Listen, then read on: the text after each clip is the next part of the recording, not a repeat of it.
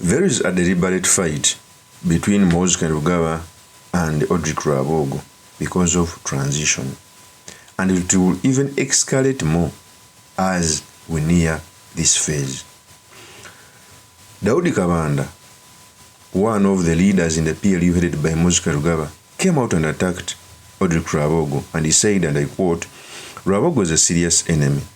What was his business in Luzira with the Kalejira? Was he the one behind the insults? I hear he even went to Muzei asking to take me to court. Let him go ahead. We now know his clique and how they operate. We shall handle them decisively."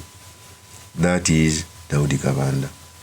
The authority Daudi Kabanda is speaking with, I can say with certain that the transition will have casualties, and Daudi Kabanda will be among.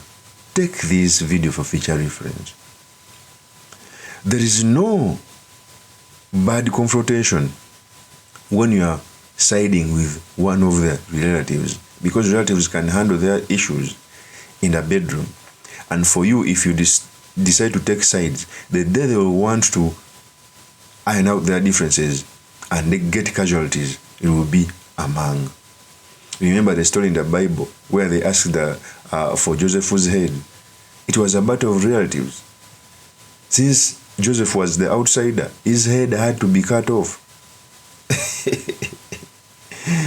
So in the purpose of this video, I've come to talk about the battle between MUHOOZI Kainerugaba and RWABWOGO, what it means for our politics, and most importantly, the certain materials we can learn from the politics of our nation.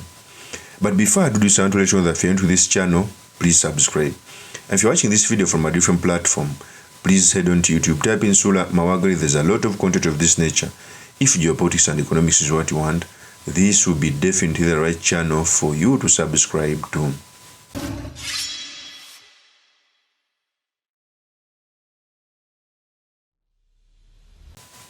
So if you've been my ardent follower, I've always talked about the transition phase between MUHOOZI Kainerugaba and RWABWOGO, and it is certain. I've always told you that it is normal. They see their father and father-in-law respectively is aging. General Museveni is 82 years. And as people want to continuity, they may want to take over the mantra, which is not going to be an easy task. One is using a way which is brutal, threatening everyone, jailing, pointing fingers at political leaders. Another one is trying to be diplomat, sweet talking as if he has a country at heart. So, but it all boils down to who wants to be the leader after their father and father-in-law respectively. When Daudi Kabanda comes out to attack RWABWOGO, telling him that he visited Tom Kalejira. Remember, Tom Kalejira was arrested and he was charged, or I think he published things about the first family. So the case that was put on him was publishing without a license. But Tom Kalejira has been one of the biggest critics of the first family and General Museveni's rule. So when Daudi Kabanda attacks RWABWOGO, citing that he visited Tom Kalejira in prison, yet he was charged for abusing the first family. I didn't know where Daudi Kabanda got it until I perused through my information. And Tom Kalejira had come out to say, on June 2026, I was arrested and driven in an SFC drone to a basement. Reason, why do you hate the first family?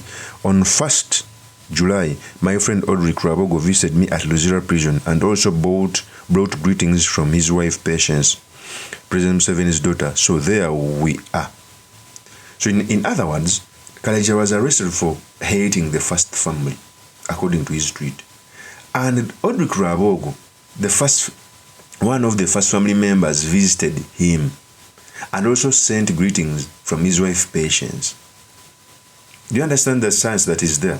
They arrest you for hating the first family, but family members visit you.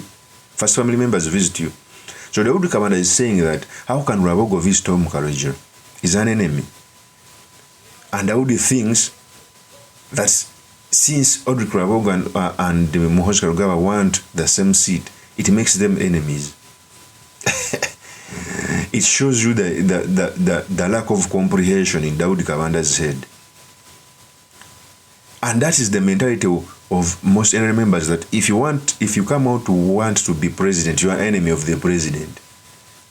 So they hand you like an enemy, wanting to kill you, tear gassing you, etc. Not knowing that it's a contestation of ideas.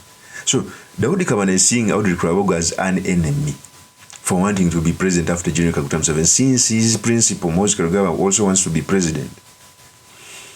If indeed Daudi Kabanda was so meaningful, he would also go on to hate Patience RWABWOGO's wife, Patience, because in a tweet, Tom Kalija came out to say that even Patience sent greetings to him. So he should also come out and confront Patience, Museveni's daughter. So my advice to Daudi Kabanda, I know history. We've read history. The most brutal honest, whenever transition happens, the first casualties are normally those within the center, those who seem to be having influence and the peripherals of power before they even get to the opposition.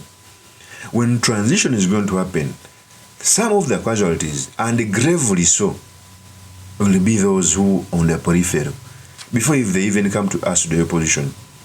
The transition matters between first family members must be there. In fact, it even concerns us that how can the transition be discussed within the first family without involving Ugandans? The constitution dictates so. MUHOOZI on several occasions has also come out to say that he doesn't follow the constitution, he follows the revolution. Such statements worry us. It's like they are playing Russian roulette with our country, and soon it will have deadly consequences. Of course, as my PML is truly Mr. Makindi Kabiswa Margaret. If you're into this channel, please subscribe, like, and comment so that I'm motivated to do more of such videos. I'll see you on another one. Peace.